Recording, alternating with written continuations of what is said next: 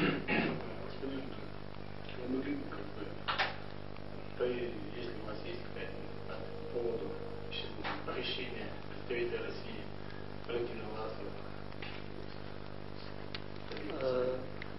Мы не приемлем похищение армии генерала Дудаева за то, чтобы не похищать представителей Российской империи, а уничтожать на месте, как это было последний раз с группой военных инспекторов Генерального штаба в Северной Осетии. Еще раз говорю, значит, мы не приемлем и не сторонники похищения, но все, что происходит вокруг исчезновения российских представителей, журналистов и, значит, других иностранных представителей, это следствие того, что вот продолжается в Чечне война. Идет национально-освободительная война чеченского народа против Российской империи. И те, кто наивно думает, что в Чечне и на Кавказе будет стабильность и мир, они, я так думаю, они сознательно обманывают народы, сознательно обманывают, ведут в заблуждение мировое сообщество до тех пор, пока не будет признана государственная независимость чеченского государства Ичкерия, не будет ни мира, ни стабильности не только в Чечне, но и на всем Кавказе. Это, значит, последствия военного преступления Российской империи против мирного чеченского народа. И в этом повинно и мировое сообщество, которое, закрыв глаза, дало молчаливое согласие на геноцид чеченского народа. То, что с Власовым и другими российскими политиками, значит, надо быть повнимательнее и беречь своих людей, и не сваливаться это на, значит, происки чеченских бандитов. Значит, у нас нет намерений воровать людей, у нас одна цель и одно намерение – добиться, завоевать свободу и независимость для чеченского народа.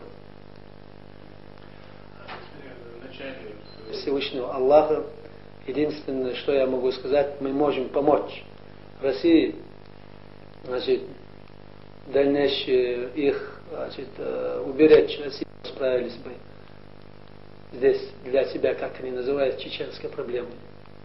Поэтому не надо сейчас, значит, делать из них таких героев, которые могут. Но еще раз подчеркиваю, это воля Аллаха. Что за этим всем? Значит, все на этом свете происходит только по воле Всевышнего Аллаха. Аллах распоряжается, мы планируем, Аллах все делает. Поэтому еще раз подчеркиваю, все это причины и следствия. Первая проблема – надо признать независимость чеченского государства Ичкерии, и все прекратится. Господин Рыбов, а как вы думаете, поручение Власова – это на руку чеченскому народу? Вообще сегодня, на мой взгляд, зря суетятся наши политики, наша власть. Абсолютно никакого значения, что Власова, что там Рыбкина, там Лебедя, там похитили, украли. Их надо было не похищать, еще раз, их надо было уничтожать на месте. Потому что они военные преступники. Их, если мировое сообщество не судит Гаагским международным судом, значит, чеченские муджахеды должны их привести к ответственности, значит, через уничтожение. Поэтому, еще раз, я очень, значит, я не сторонник того, чтобы раздавать из этого. То, что Власова похитили, там, какое дело чеченское? Пусть Ельцин, значит, охраняет своего Власова. Нам какое дело до Власова? И то, что они там болтают сейчас, что мировое сообщество отвернется, там, здесь терроризм, мир, значит, запуган терроризмом чеченским. Это мы запуганы мировым терроризмом. Терроризмом ООН и других международных структур, которые, значит, спровоцировали, дали добро на геноцид чеченского народа и сегодня закрывают глаза на это. Почему после Балканской вот этой войны сейчас идет процесс международный? Почему после Второй мировой войны, значит, начали и провели процесс над военными преступниками? Почему сегодня мир не судит Ельцина, Грачева, Черномырдина, того же Власова, он тоже военный преступник, но что принимал участие косвенно или прямое в русско-чеченской войне. Все, кто замешаны в этой войне, они все должны получить по заслугам. Я говорю еще раз, противник, чтобы их похищали, их надо уничтожать.